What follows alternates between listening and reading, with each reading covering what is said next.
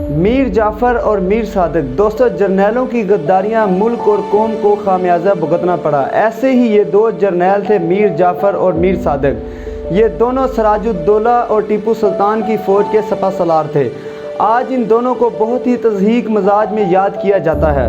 میر جعفر اور میر صادق کی غداری ہی تھی جس کی وجہ سے ہندوستان کی قوم کو غلامی کی طرف دھکیلا گیا۔ سراج الدولہ بنگال کا راجہ تھا اور میر جعفر اس کی فوج کا سپہ سالار تھا۔ میر جعفر عام سپاہی کی حیثیت سے فوج میں بھرتی ہوا اور بہت ہی جلد سپہ سالار کی حیثیت سے مقرر ہوا۔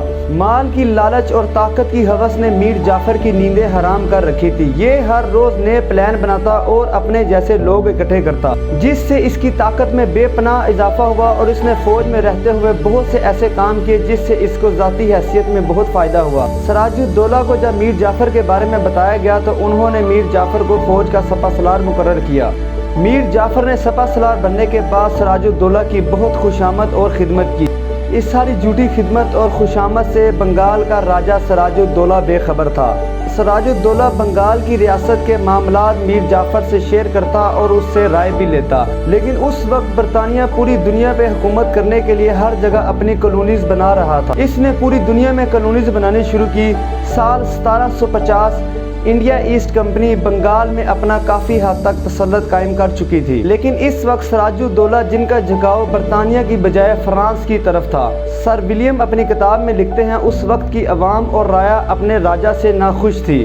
سراج الدولہ نے کلکتہ میں قائم ایسٹ انڈیا کمپنی کی ایک شاخ پہ حملہ کیا جس سے ان کو کافی جانی اور مالی نقصان بھی ہوا۔ برطانیہ جو پورے برِ صغیر پہ اپنا تسلط قائم کرنا چاہتا تھا، برطانیہ میں بیٹھے رابرٹ کو جب حملے کی خبر ملی تو اس نے تہیہ کیا کہ وہ واپس جا کر سب سے پہلے ان پہ حملہ کرے گا۔ حملے کو کامیاب کرنے کے لیے رابرٹ نے ایک سازش تیار کی جس میں سراج الدولہ کے سپہ سالار کو شامل کیا جس کا نام میر جعفر تھا۔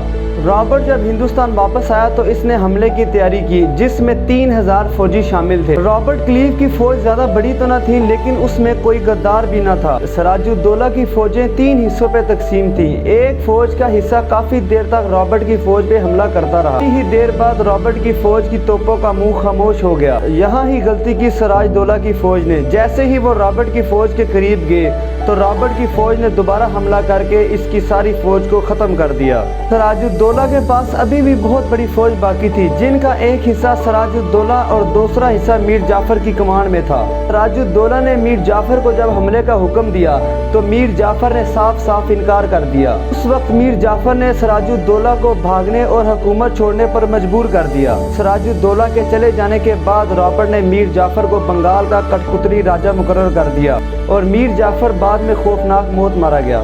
میر صادق 1719 میسور کے علاقے پہ ٹیپو سلطان کی حکومت قائم تھی۔ کہا جاتا ہے کہ سلطان فرانس اور برطانیہ کے کالونی بنانے کے نظام سے بہت پریشان تھے، لیکن پھر بھی کہا جاتا ہے کہ سلطان کا جھکاؤ فرانس کی طرف ہی تھا۔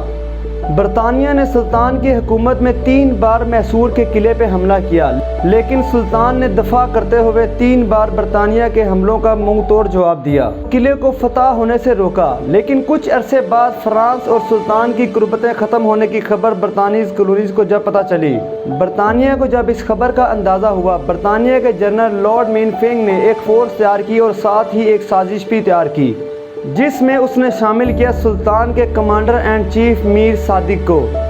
میر صادق مال کا لالچی اور تختے کا بھوکا تھا۔ لارڈ نے جب دوبارہ میسور کے قلعے پہ حملہ کیا تو میر صادق نے اپنی ہی فوج کو منتشر کر دیا۔ فوج کے منتشر ہونے کے بعد اپنی ہی فوج پہ حملہ کیا اور قلعے کے اندر برطانیہ کی فوج کو بھی شامل کر لیا۔ برطانیہ کی فوج نے قلعے پر قبضہ کر لیا اور ساتھ ہی سلطان کا قتل بھی کر دیا اور بعد میں میر صادق کو بھی قتل کر دیا۔ یہ ہیں مختصر کردار میر صادق اور میر جعفر کے، سراج الدولہ اور ٹیپو سلطان کے، انگریزوں کے اور قوموں کی غلامی کے۔